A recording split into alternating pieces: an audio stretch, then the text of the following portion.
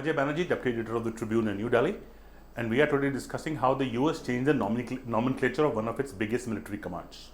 Now, this command is headquartered at Hawaii.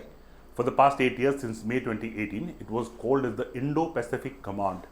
The reference Indo was to the Indian Ocean, largely to India, seen as bringing in India to its fold.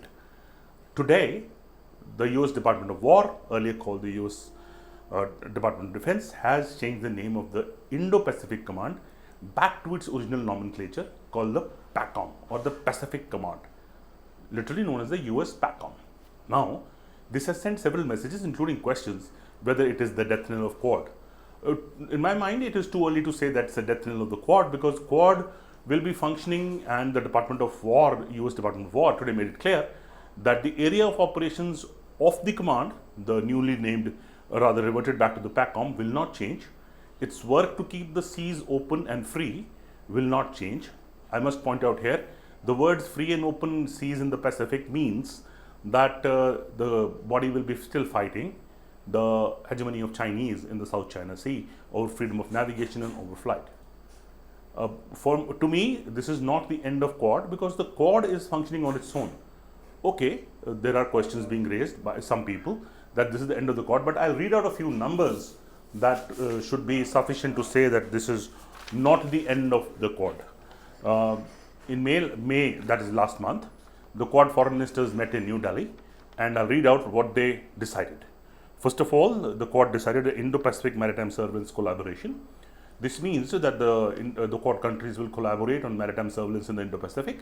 They will use their assets. Some of them are common assets like the Boeing P-8I, including sensors, the drones like the MQ-9B will be used, and their feeds will be used to collate a maritime picture. The Quad also decided to expand the Indo-Pacific Partnership for Maritime Domain Awareness and develop a common operating picture of the seas. India will host the second edition of the Quad at Sea Observer Mission. The first Observer at Sea mission was hosted by the US at Guam. That's an island in the Pacific Ocean. The Quad is also working at counterterrorism, critical minerals, and critically to save undersea cables which run the internet of the world. Now, with all this, doesn't see that the Quad is being finished. The US has clarified that the area of operations remain the same. The work remains the same, only the name is being changed.